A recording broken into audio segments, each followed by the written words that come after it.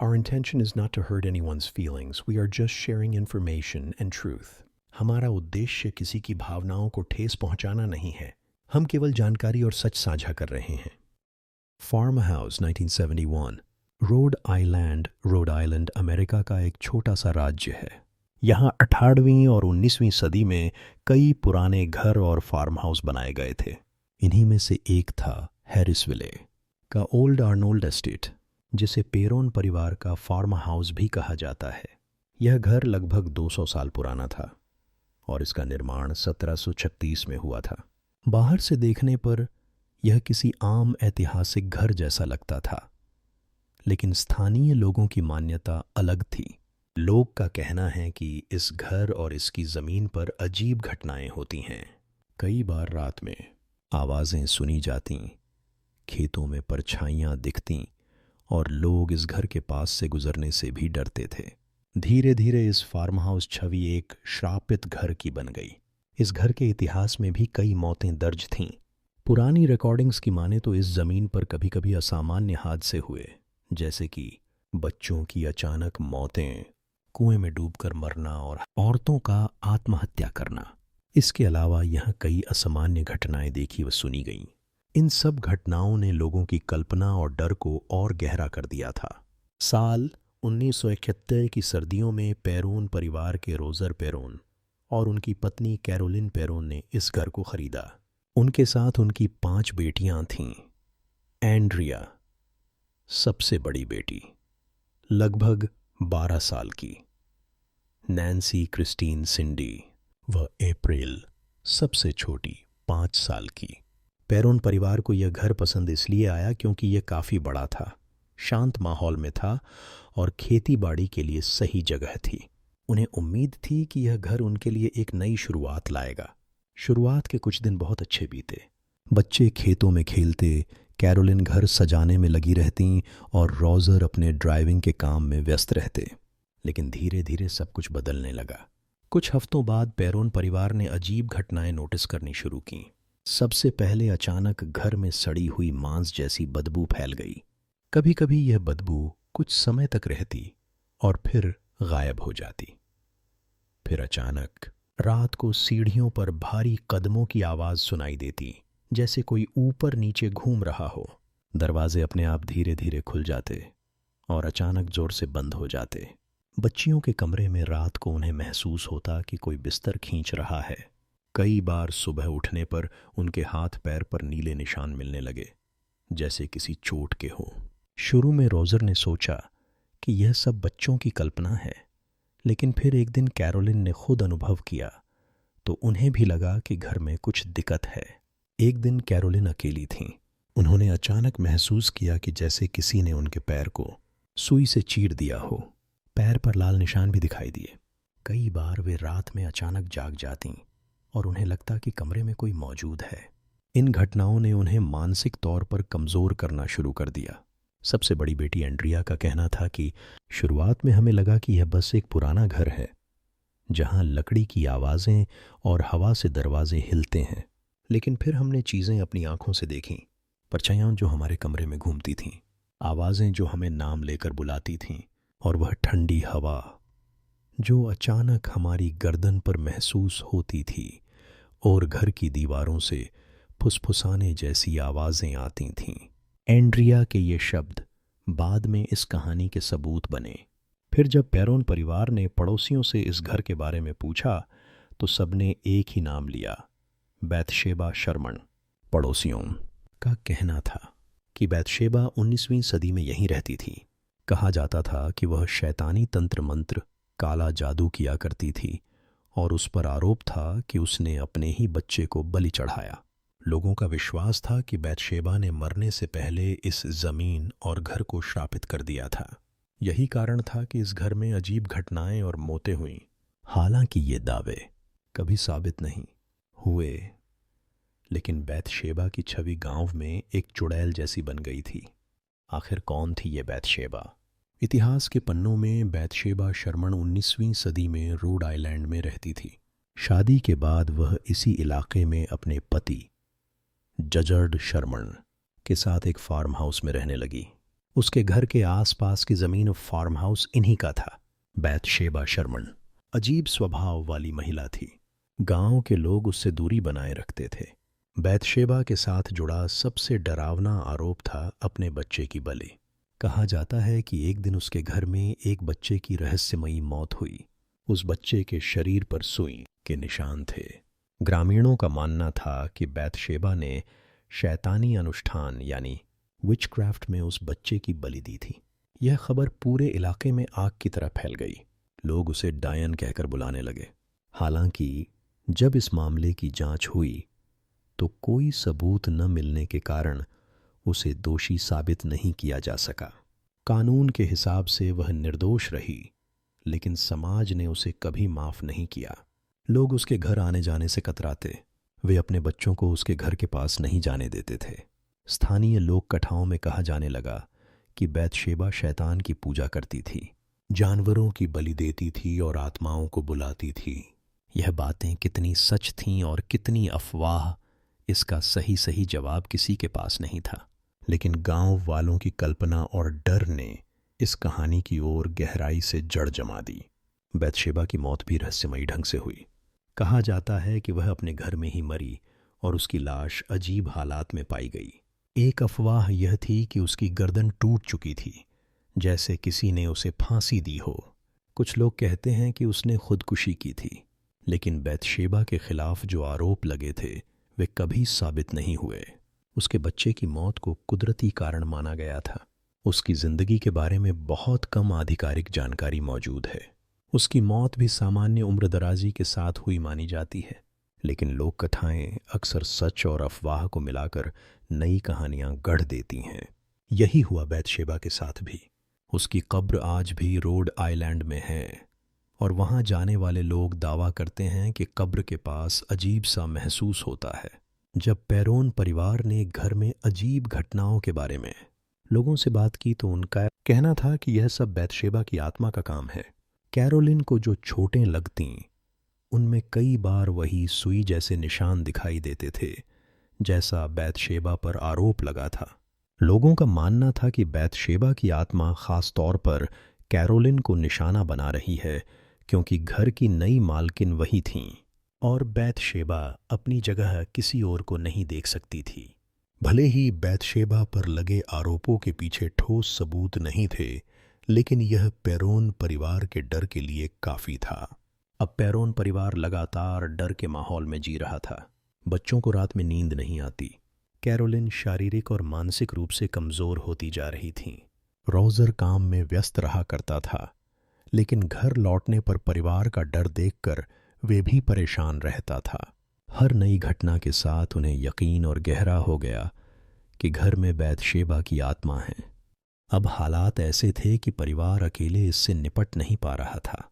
आखिरकार उन्होंने मदद के लिए मशहूर पैरानॉर्मल इन्वेस्टिगेटर्स को बुलाने का फैसला किया। यहीं से इस कहानी का सबसे रहस्यमयी हिस्सा शुरू हुआ। वॉरेन दंपत्ति पैरानॉर्मल दुनिया के सबसे बड़े नाम थे। 1970 के दशक में अगर किसी को अलौकिक घटनाओं के विशेषज्ञ माना जाता था तो वे थे एड वॉरेन और लॉरेन वॉरेन। एड वॉरेन एक डेमोनोलॉजिस्ट यानी दुष्ट आत्माओं और शैतानी गतिविधियों का विशेषज्ञ। लॉरेन वॉरेन क्लेयरवॉयंट और ट्रांसमीडियम, जिन्हें अदृश्य चीज़ों को महसूस करने की शक्ति मानी जाती थी। वॉरेन दंपत्ति ने पहले भी कई डरावने मामलों की जांच की थी और उनके अनुभव की वजह से लोग उन्हें सम्मान और डर दोनों के साथ देखते थे। पेरोन परिवार जब लगातार आत्माओं से परेशान हो गया तो उन्होंने अंततः वॉरेन्स को बुलाने का फैसला किया। कैरोलिन खुद सबसे ज्यादा प्रभावित थीं।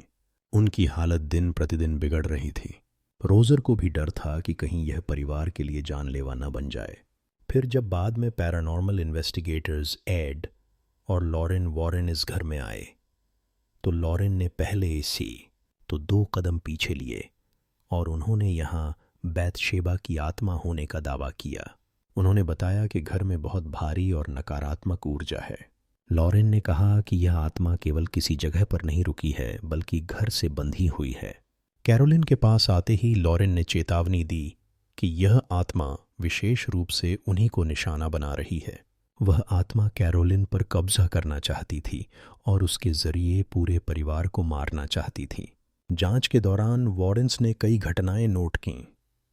जब भी वे प्रार्थना करते, घर में चीजें गिरने लगतीं। लॉरेन ने दावा किया कि उन्हें बैतशेबा की एक परछाई दिखाई दी। वॉरेंस का मानना था कि इस समस्या से छुटकारा पाने के लिए सेयांस यानी आत्मा से संपर्क करना होगा। उन्होंने कैरोलिन और रोजर की अनुमति ली।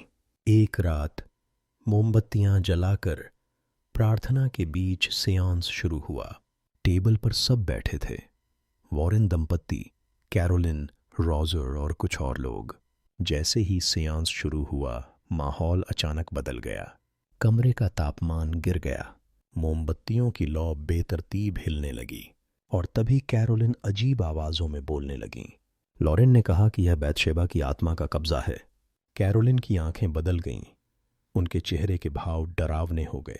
उन्होंने चीखना शुरू कर दिया और अचानक उनकी कुर्सी हवा में उठकर कमरे के दूसरी ओर फेंक दी गई। बच्चियां डर से चिल्लाने लगीं। रोजर पेरोन ने तुरंत सेयांस को रुकवाने की कोशिश की। स्थिति इतनी खतरनाक हो गई कि रोजर को लगा अगर सेयांस जारी रहा तो कैरोलिन की जान जा सकती है। उन्होंने गुस्से में वॉरेंस को कहा कि वे तुरंत घर छोड़ दें। उस रात सेयांस अधूरी रह गई और घर का माहौल पहले से भी ज्यादा बिगड़ गया। उस सेयांस के बाद कैरोलिन कई दिनों तक अजीब व्यवहार करने लगी। कभी वे खोई खोई सी रहतीं, कभी अचानक गुस्से में बच्चों पर चिल्ला देतीं और कई बार उन्हें लगता कि उनका शरीर उनका नहीं है। लॉरेन ने दावा किया कि आत्मा पूरी तरह कैरोलिन पर कब्जा नहीं कर सकी, लेकिन कोशिश अब भी जारी थी। वॉरेंस ने रिपोर्ट में इस केस को बेहद खतरनाक बताया। उनका कहना था कि यह साधारण हॉन्टेड हाउस नहीं बल्कि दुष्ट आत्मा का निवास है। उन्होंने परिवार को कहा कि वे जल्द से जल्द घर छोड़ दें, लेकिन आर्थिक तंगी के कारण यह संभव नहीं था।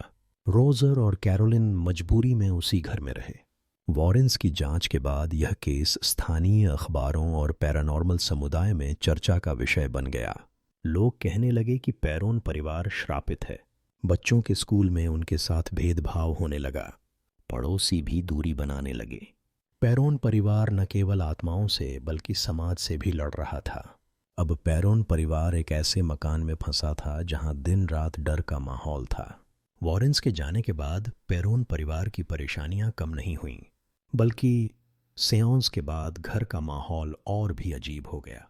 यहीं से शुरू हुआ परिवार का सबसे कठिन समय। लगभग 10 साल तक डर और मजबूरी के साथ उसी घर में रहना पड़ा। रात को बिस्तर अपने आप हिलता, दरवाजों के पीछे छाया खड़ी मिलती, अलमारियों में आवाजें सुनाई देती। दिन तो किसी तरह निकल जाता, लेकिन जैसे ही सूरज ढलता, परिवार पर डर का साया छा जाता। 5 बेटियां, एंड्रिया, नैन्सी, क्रिस्टीन, सिंडी और अप्रैल, इन सभी बच्ची का अनुभव अलग था। एंड्रिया ने अपनी डायरी में लिखा कि उसे कई बार किसी महिला के हाथ का स्पर्श महसूस होता। नैन्सी का दावा था कि उसने घर के कोनों में धुंधली परछाइयां देखीं। क्रिस्टीन कहती थीं कि रात में कोई उसके कान में फुसफुसाता। सिंडी अक्सर रोते हुए उठती और कहती कि घर की दीवारें उससे बातें करती हैं। अप्रैल, सबसे छोटी बेटी, का कहना था कि उसका एक दोस्त है जो उससे खेलता है। कभी कभी उनकी मासूम कल्पनाओं और असली घटनाओं में फर्क कर पाना मुश्किल हो जाता। सबसे ज्यादा प्रभावित थी कैरोलिन। कभी उन्हें चुभन महसूस होती तो कभी खरोंच के निशान मिलते। कई बार उन्होंने कहा कि उन्हें लगता है कोई उनके भीतर घुसना चाहता है। कभी वे घंटों खोई खोई बैठी रहतीं तो कभी अचानक गुस्से में आ जातीं। रोजर बाहर काम पर जाते और देर रात लौटते। वो जितना घर से दूर रहते उतना ही परिवार के लिए चिंतित रहते। जब घर लौटते तो अक्सर बच्चों और कैरोलिन को डरे हुए पाते। कई बार उन्होंने घर बदलने का सोचा, लेकिन आर्थिक हालत इतनी कमज़ोर थी कि नया घर खरीदना संभव नहीं था। इस मजबूरी ने उन्हें उसी घर में रहने पर मजबूर कर दिया। साल 1971 से 1980 तक पूरे 10 साल यह परिवार उसी डर के माहौल में रहा। कई बार उन्होंने स्थानीय पादरी से प्रार्थना करवाई। कई बार कैरोलिन ने खुद शुद्धिकरण के अनुष्ठान किए, लेकिन कुछ नहीं बदला। वो घर जैसे परिवार को छोड़ना ही नहीं चाहता था। समय बीतने के साथ बच्चों ने इन घटनाओं के साथ जीना सीख लिया। वे रात में कमरे की बत्तियां जलाकर सोते, सभी अजीब आवाज़ों को नज़रअंदाज करना सीख गए। डर उनकी दिनचर्या का हिस्सा बन गया, लेकिन यह आदत उन्हें मानसिक रूप से थका रही थी। सालों बाद बड़ी बेटी एंड्रिया पेरोन ने अपनी यादों को किताब house of darkness house of light के रूप में लिखा। इसमें उन्होंने विस्तार से उन घटनाओं का जिक्र किया, कैसे उनका परिवार धीरे धीरे टूटने लगा, कैसे उनकी माँ लगभग आत्मा के कब्जे में चली गई थीं, और कैसे हर रात वे सोचते कि शायद यह उनकी आखिरी रात होगी। लगभग 10 साल तक उस घर में रहने के बाद 1980 में पेरोन परिवार ने आखिरकार फार्म हाउस को छोड़ दिया। यह फैसला आसान नहीं था, लेकिन ज़रूरी था। कहा जाता है कि जब वे उस घर से निकले तो बच्चों ने रोकर कहा, हम अब कभी वापस नहीं आएंगे। पेरोन परिवार तो उस घर से चला गया, लेकिन उनकी कहानी यहीं ख़त्म नहीं हुई। यह फार्म हाउस आज भी मौजूद है। यहाँ आने वाले कई लोग अजीब माहौल महसूस करने का दावा करते हैं। कुछ तो कहते हैं कि अब भी बैतशेबा की आत्मा यहाँ मौजूद है, यानी वह श्राप आज भी जिंदा है। साल 1980 में जब पेरोन परिवार आखिरकार उस घर से निकल गया तो उन्होंने राहत की सांस ली। हालांकि डर की परछाइयां उनके साथ हमेशा रहीं। कैरोलिन को वर्षों तक मानसिक और शारीरिक स्वास्थ्य की दिक्कतें झेलनी पड़ी। बच्चे बड़े होकर अलग अलग रास्तों पर चले गए, लेकिन उनके बचपन की यादें हमेशा डरावनी बनी रहीं। रोजर ने कभी भी उन अनुभवों के बारे में खुलकर बात नहीं की, शायद वे भूल जाना चाहते थे। एंड्रिया की किताब में उन्होंने लगभग हर छोटी बड़ी घटना को दर्ज किया, कैसे उनकी मां पर कब्जा हुआ, कैसे सेयांस के दौरान सबकी जान खतरे में पड़ी, और कैसे उन्होंने 10 साल तक डर के साथ जीना पड़ा। किताब ने इस केस को फिर से चर्चा में ला दिया, जिससे इन घटनाओं पर हॉलीवुड की नज़र पड़ी, और 2013 में the Conjuring film I. Film का केंद्र पेरोन परिवार और वॉरेन दंपत्ति की जांच थी। कई सीन सीधे सीधे परिवार के बयानों पर आधारित थे। हालांकि फिल्म ने कुछ चीज़ों को और डरावना दिखाया गया। फिल्म ने दुनिया भर में तहलका मचा दिया। लोग यह जानकर हैरान रह गए कि यह कहानी असली घटनाओं पर आधारित है। फिल्म के बाद कई पैरानॉर्मल इन्वेस्टिगेटर्स ने वहां रिसर्च की। कुछ ने दावा किया कि उन्होंने वहां अजीब आवाज़ें और छायाएं रिकॉर्ड कीं। हालांकि आलोचकों का कहना था कि यह सब सुझाव और डर की कल्पना है। इतिहासकारों और वैज्ञानिकों का मानना है कि बैतशेबा पर लगे आरोप कभी साबित नहीं हुए। घर की कई घटनाओं को हवा, पुरानी लकड़ी और दिमागी तनाव से भी जोड़ा जा सकता है। बच्चों की कल्पनाएं भी इसमें भूमिका निभा सकती थीं, लेकिन पेरोन परिवार का दावा था कि उन्होंने जो झेला वह किसी सामान्य तरीके से नहीं समझाया जा सकता। आज भी यह घर रोड आइलैंड में मौजूद है। वर्तमान मालिकों ने इसे हॉन्टेड म्यूजियम जैसा बना दिया है। पेरोन परिवार के जाने के बाद भी वह फार्म हाउस खाली नहीं पड़ा। वहां नए लोग आए और गए। गांव के लोग अब भी उसे हॉन्टेड हाउस कहते हैं। लोग वहां जाकर रात बिताने के लिए पैसे चुकाते हैं और अपने अनुभव रिकॉर्ड करते हैं। कुछ लोग कहते हैं कि रात को वहां अब भी कदमों की आवाज़ सुनाई देती है। कभी कभी किसी महिला की परछाई दिखाई देती है, और कई बार वहां जाने वाले अचानक बीमार महसूस करते हैं। पेरोन परिवार की असली कहानी हमें यह बताती है कि कुछ घटनाएं इतनी अजीब होती हैं कि उन्हें समझना आसान नहीं। डर, समाज की कहानियां और व्यक्तिगत अनुभव मिलकर एक पूरी हॉन्टेड विरासत बना सकते हैं। सच क्या है, यह शायद हमेशा रहस्य ही रहेगा। 1971 से 1980 तक पेरोन परिवार ने उस घर में जो झेला, उसने न सिर्फ उनकी जिंदगी बदल दी, बल्कि दुनिया को सबसे मशहूर हॉरर कहानियों में से एक दी। आज भी वह घर मौजूद है, चुपचाप, रहस्यमय। क्या वहां सचमुच आत्माएं हैं, या यह सब हमारे डर और विश्वास की उपज है? जवाब जो भी हो, पेरोन परिवार की कहानी हमेशा एक सवाल छोड़ जाती है। कुछ घरों की दीवारें शायद अपने भीतर अतीत के राज कैद कर लेती हैं, और कभी उन्हें छोड़ती नहीं।